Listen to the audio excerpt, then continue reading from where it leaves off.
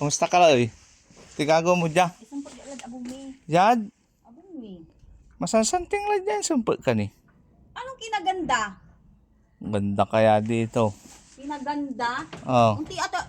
Unti-ate akong pinapatay na nilulumpo dito. Bakit? Sinong naglulumpo sa'yo? Binata pa yan. Pwede mo sing... Marami. Maraming naglulumpo sa akin. Oo ah. Pwede siyang ligawan. Liligawan ka daw. Maraming daming nanglulumpo sa akin. Sino? Sino?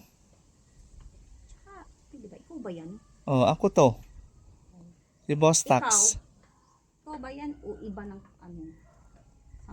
ang tulan ko. Bakit? Kilala mo pa ako?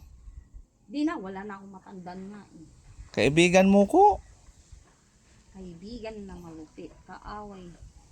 Kaaway? Di kita kaaway.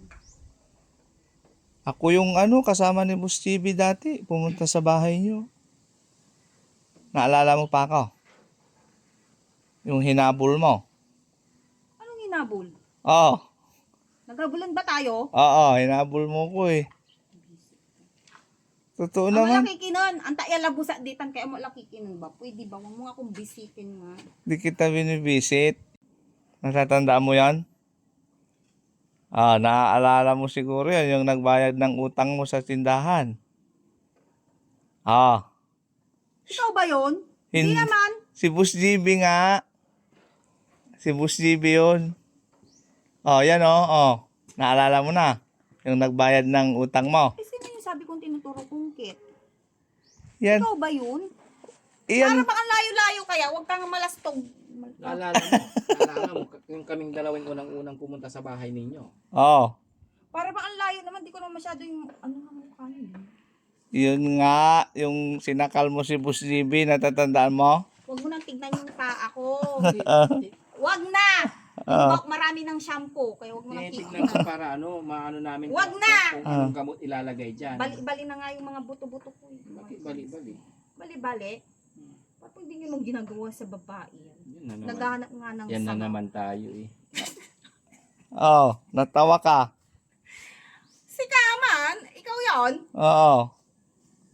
Hinabol mo nga ako. Siya ba yun? Tulong naman. Oo nga. Hindi ka ng tulong kasi naampas mo ako. Di ba pagkatapos mo kong hinabol, sinakal mo si Boss GB. Naputol. Buti na lang yung rosary ko hindi naputol. Natatanda mo, putol. Oo, dahil nakita ko. Iniingatan ko diba? doon yung rosary ko na maputol. Ama sa damat ko eh. Yun yung nablot ng kamay ko eh. Alam niya, Boss GB, na naputol na yung Bakit kasi ano? necklace mo. Di ba? Si Kaman. Palatandaan. Anong nangyari? Anong nangyari? Anong nangyari sa tayo hanggang sa huli? Tuluyan bang kakalimutan na? Iwan. Hindi. Sa inyo. Gusto namin lang talaga makipagkaibigan sa Atenida. Kaibigan. Si Daddy Frankie, kilala mo pa? Di ba? Hindi ko kilala yung matandang yun. Bata pa yun. 21. 21 pala yung si Daddy Frankie. Baka sira ulong 21. Baka 69. 69. Dirty. Dirty. Wag yun, bad yun, Atenida. Pag papagamot na natin yung sugat mo, Atenida, ha? Wag na! Para kuminis ka, Wala lalo. nang kikinis to! Bakit? Inalay na nga ako sa dugo eh. Kikinis pa ba? Inalay sa dugo. Inalay na nga sa pagkabirhen. Puta, hindi magets. Ay, sinong gumawa nun? Tapos ito na naman, hindi na birhen kundi si ama. Nahulog na si ama, wala na ba sa batahala? Ang lalim naman ng pinaghuhugutan mo, Atenida. Ano bang nangyari sa'yo sa Malaysia? Ano pinaghuhugutan? Hugot mo ba yan galing sa Malaysia? Ha? Ate Nida? Huwag mo kaming awayin, takaibigan mo kami. Papagamot natin yung sugat mo. Wag na, wag na. Pwede ba? Wag kayong makulit. Tingnan mo, ang ganda-ganda mo na ngayon kasi lagi ka nang naliligo. Naliligo. Di pala, Huwag mo kaming sungitan, takaibigan mo kami, hindi mo na kami natatandaan. Ganda ni Ate Nida, oh. Lalo na yan pag di yan nagagalit. Na, Ate Nida. Ate Nida. laki palagman. Laki lagman. Dito lang kayo, natapos lang kayo pumasok sa hotel ata eh. Kami? Painawa yula, yula. Anong gagawin namin sa hotel? Lumabas. Ano ba, di kainan? Pwede naman kumain sa labas. Pumunta kami sa Ate Nida, tumulong kami. Kasama namin si Daddy Frankie. Pwede ba? Hindi nga kayo. Naririnig. Huwag kang marindi, kaibigan mo nga kami. Oo, wala na ako matandaan. Bakit? Kung nakasimangot Ate Nida, sayang ang ganda. Diba? Naligo ka na. Alam mo? Saan pupunta? Tenga ka na doon. Makamatay, mambikla. Huwag kang magpakamatay. Masama yun. Naligo. Unti-unti nyo akong minawasak yung buhay ko. Sinisira nyo. Walang sumisira sa buhay mo, Ate Nida.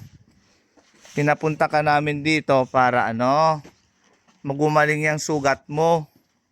Pwede ba? Duga pala. Pwede ba? Ang dami yung panonoorin. Ako.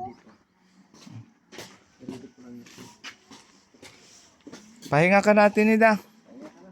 Wala akong pahinga. Magdalay na nga eh. Magdalena, walang pahinga. Saan pupunta? Huwag ka pupunta dyan. Tinida, dito ka lang. Tara dito. Pumunta na ako dyan. Lika na dito, Tinida. Isara mo yung dyan, Muslibe, yung gate. Ay, nakasara yan. Bawal ka nga dyan, Tinida. Mainit.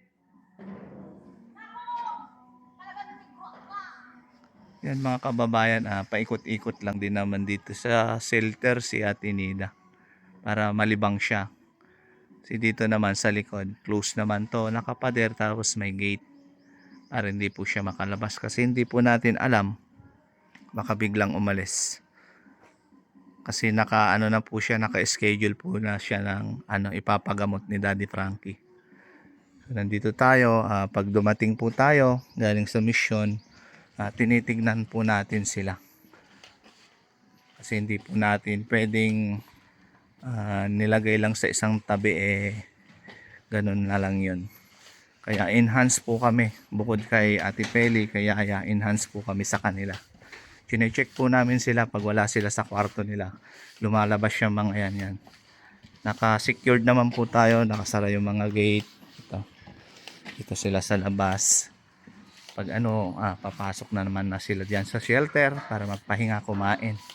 Yun lang mga kababayan, in-update lang namin po kayo.